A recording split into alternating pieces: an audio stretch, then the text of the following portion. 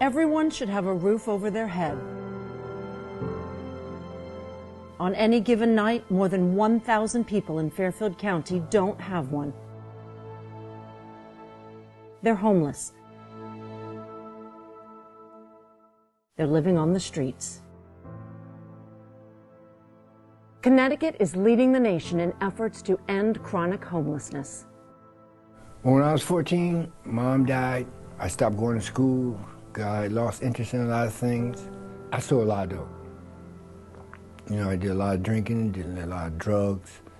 I was pretty much, I was out of control. I spent 56 years of my life in addiction. I missed an awful lot. You know, I definitely could have been a better father. My wife was a year younger than me. She was a devout Jehovah's Witness, never cussed, never drank, ever did drugs. 2005 came around, she died, and I lost it again. I just gave myself back to the streets, staying here, staying there, sleeping in the hallway. You tell somebody, well, you know, my daughter come and ask for me, you ain't seen me. You know, and I could be right around the corner or hiding in a little box or something, you know. That's not how you want to live. It's not normal. I got to the point where I just was fed up. I was tired of being tired. But I didn't know how to ask for help. Someone told me to call 211, and I did that. And I talked to a lady named PJ. She came and picked me up. She said, look, I don't like it whatsoever at your age that you're out in the street, in the cold, sleeping in the train station, bus station, and all that. She said, I'm gonna get you a place. I'm gonna find you somewhere, or I'm not going home. He is just a very special person. I met Willie when he was homeless. I actually was called by the homeless outreach team worker, PJ, and at the time we were doing applications for housing here. Permanent supportive housing cuts system costs by 70% and helps people reintegrate to become productive community members. Milestone Apartments, it opened earlier on this year. There's 30 units, they're for 55 and older. The residents have many issues that really needed some intensive case management.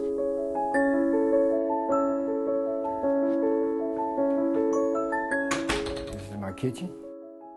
This was such a big jump from where I had came from, you know, not having a home, living in shelter, to a place like this. It was like... Our goal is to get people to self-sufficiency, that they're able to live in their apartments without us and without any services. Home to me is being able to wake up in the morning and feel secure. You're supposed to have a place to live. He's one of the best successes of clients. He's an example of how permanent supportive housing should work and does work. You can't get me out of here. I'm here. I'm not going anywhere anytime soon. This is home. I'm at peace when I come in here. After years on the streets, Willie is now a valued member of the Milestone Apartments community.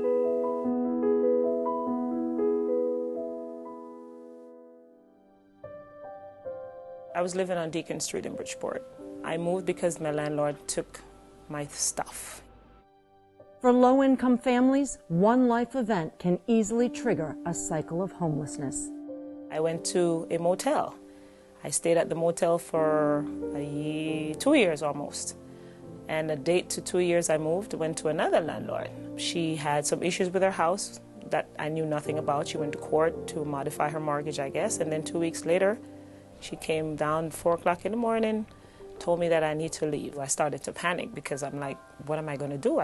They can't take my kids from me because if I don't have a place to live, they're going to take my kids.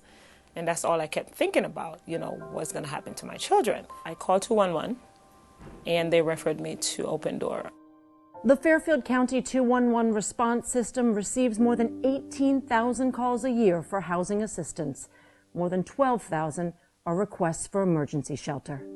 211 is a first contact for someone who's in crisis, and then they bring those folks to case managers to support them. Right now there's about 500 people on a wait list for shelter in Fairfield County, about 250 family members. I think the most heartbreaking story is always when I see families come in. I was leaving one night and I watched a 2-year-old pound on the front door.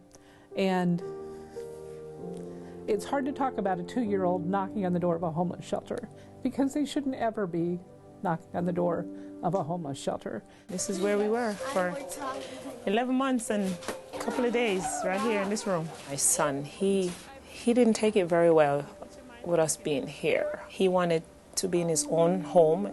He wanted to be in his own bed. He took it very hard. Until today, he doesn't even want to really talk about it. And I said, you know, where you are doesn't depict who you become. Not because we're in a shelter doesn't mean that you can't accomplish anything you put your mind to, you know. So just, this is a journey, as I said. It's when we're passing through, and that journey will end soon. Hi, Kimani. Hi, my baby. Mwah. The best case situation, when somebody leaves here, they have a new home. They have a job or a part-time job and going to school so that they're working towards a sustainable future in their own home. 95% of Connecticut families who are rehoused do not return to a shelter. I have a deck, I have a backyard. My kids have their own rooms again. They're very excited about this, very. After 11 months in the shelter, Ruth and her children moved into their own home, just in time for Thanksgiving. I'll never, ever be homeless again, never. That's something I promised myself. There's hope. Always hope. No matter what the circumstances, as long as you have breath in your body, you have hope.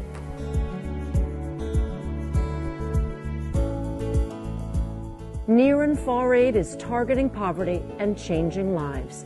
Be a voice of hope and help us end homelessness in Fairfield County.